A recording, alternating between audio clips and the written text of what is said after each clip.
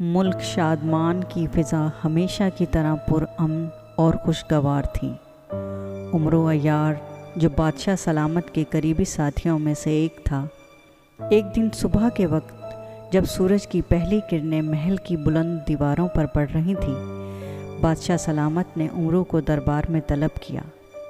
بادشاہ نے کہا، عمرو، ہمیں ایک خوفناک خبر ملی ہے۔ طلسم زہری جو ہزاروں سال سے بند تھا دوبارہ کھلنے والا ہے۔ عمرو نے چونک کر پوچھا، طلسم زہری؟ یہ کیا ہے حضور؟ بادشاہ نے جواب دیا، یہ ایک جادوئی قید ہے جہاں بدروحیں، آسیب اور ظالم جادوگر قید تھے۔ اس کا ایک دروازہ اب بہت کمزور ہو چکا ہے اور شیطانی قوتیں باہر نکلنے کی تیاری میں مگن ہیں۔ ہمیں فوراً اسے دوبارہ بند کرنا ہوگا ورنہ دنیا تباہ ہو جائے گی۔ عمرو نے تعظیم سے سر جھکایا، میں تیار ہوں حضور، لیکن یاد رکھو یہ ایک خطرناک سفر ہے۔ تمہیں طلسماتی مخلوقات، جادوئی درندوں اور قاتل جلادوں سے لڑنا پڑے گا۔ عمرو کو بادشاہ نے ایک طلسماتی اژدہا دیا جو اڑ سکتا تھا۔ یہ اژدہا نہایت وفادار، تیز رفتار اور جادوئی صلاحیتوں کا مالک تھا۔ عمرو نے اپنا زنبیل ساتھ لیا اور اژدہے پر سوار ہو کر طلسم زہری کی جانب روانہ ہوا۔ ہوا میں پرواز کرتے ہوئے اچانک بادلوں میں سے 4 خوفناک جلاد نمودار ہوئے، جن کے ہاتھوں میں قوس قاتل یعنی جادوئی تلواریں تھیں۔ ان کے چہرے انتہائی سخت، آنکھیں شعلہ فشاں اور زبانیں سانپ کی مانند تھیں۔ ایک جلاد گرجا، عمرو چلا جا ورنہ مارا جائے گا۔ عمرو نے اژدہے کو نیچے جھکایا اور زنبیل میں ہاتھ ڈالا۔ زنبیل سے ایک چمکتا ہوا آئینہ نکالا جو دھوکے بازوں کو اندھا کر دیتا تھا۔ جیسے ہی عمرو نے آئینہ جلادوں کی طرف کیا، ان کی آنکھیں چندھیا گئیں اور وہ بادلوں میں اچانک غائب ہو گئے۔ طلسم زہری تک پہنچنے کے لیے عمرو کو وادی زہر سے گزرنا پڑا، جو زہریلے پودوں، جادوئی سانپوں اور دیمک جیسے جنات سے بھری ہوئی تھی۔ عمرو کا ہر قدم موت کے خطرے سے بھرا ہوا تھا۔ ایک درخت کی جڑ نے عمرو کی ٹانگ کو پکڑنے کی کوشش کی۔ عمرو نے زنبیل سے طلسمی چھری نکالی اور فوراً جڑ کو کاٹ دیا۔ وادی کے بیچ ایک پرانی جادوگرنی ملی جس کا نام سیسیلیا تھا۔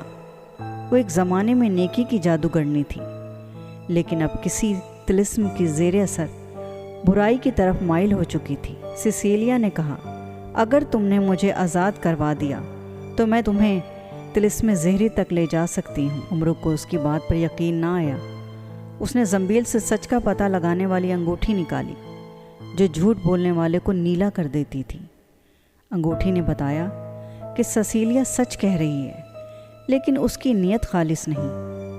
عمرو نے ایک شرط رکھی، تم طلسم زہری کے دروازے تک چلو، لیکن ایک قدم بھی اندر نہیں آنا۔ سیسیلیا نے ہنکارا بھرا، اور دونوں ساتھ چل پڑے۔ طلسم زہری 3 دروازوں سے گزرنے کے بعد ہی کھلتا تھا۔ پہلا دروازہ آگ کا دروازہ تھا، جہاں آگ کی دیواروں پر 10 لمحے بعد 1 گھنٹہ گھومتا تھا۔ ان کے بیچ 1 لمحے کے لیے خلا پیدا ہوتا، جس میں سے ایک پھرتیلا انسان ہی گزر سکتا تھا۔ عمرو نے اژدہے سے کہا کہ وہ باہر ہی رہے۔ اس نے زنبیل سے رفتار بوٹی نکالی، اسے کھایا اور شعلوں میں کود گیا۔ آگ کے بیچ میں عمرو کو ایک جلاد ملا۔ اس کا سر چمکتا ہوا، چہرہ انتہائی خوفناک اور آنکھوں میں شعلے تھے۔ اس نے نعرہ مارا، عمرو میری قید سے بچ کر نہیں جا سکتا، چلا جا ورنہ مارا جائے گا۔ دونوں میں زبردست لڑائی ہوئی۔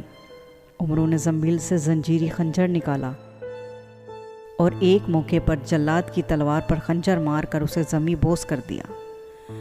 دوسرا دروازہ آئینوں کی دنیا میں کھلتا تھا۔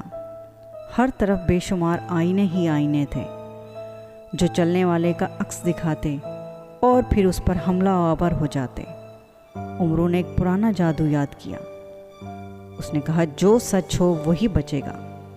اس نے زنبیل سے اصل آئینے کا جوہر نکالا اور آئینوں پر پھینکا۔ तमाम झूठे अक्स टूटने लगे, मगर एक अक्स बच गया। वो अक्स असल दुश्मन था, शैतानी अक्स। वो उमरू की तमाम हरकत नकल करता और हमले भी वैसे ही करता। ये जंग दिमाग की थी। उमरू ने अपनी तलवार उल्टी पकड़ी और इस हरकत से दुश्मन हैरान रह गया।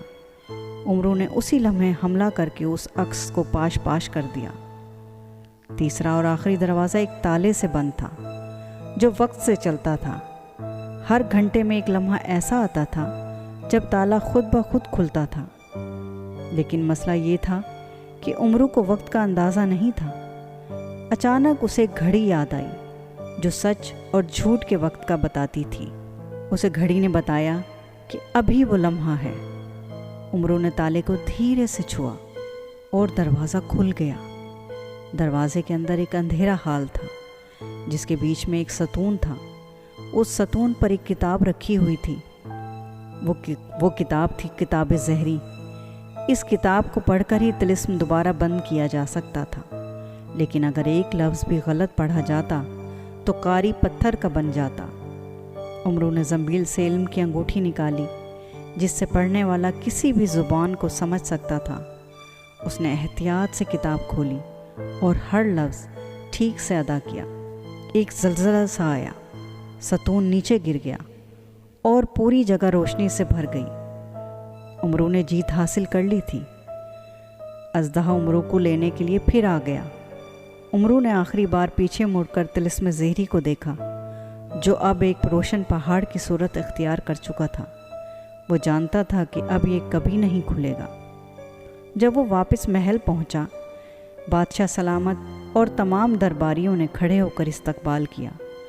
पूरे मुल्क ने जश्न मनाया। उमरू, तुमने सिर्फ हमारी सल्तनत को ही नहीं बल्कि पूरी दुनिया को तबाही से बचा लिया है। बादशाह ने कहा। तिलिस्माती सफ़र ख़त्म हुआ, मगर उमरू का जज्बा, होशियारी और ज़ंबील की ताकत हमेशा ज़िंदा रहेगी। दुनिया को एक बार फिर उमरू जैसे अय्यार की ज़रूरत पड़ सकती है किसी और तिलिस्म के ख़िलाफ़।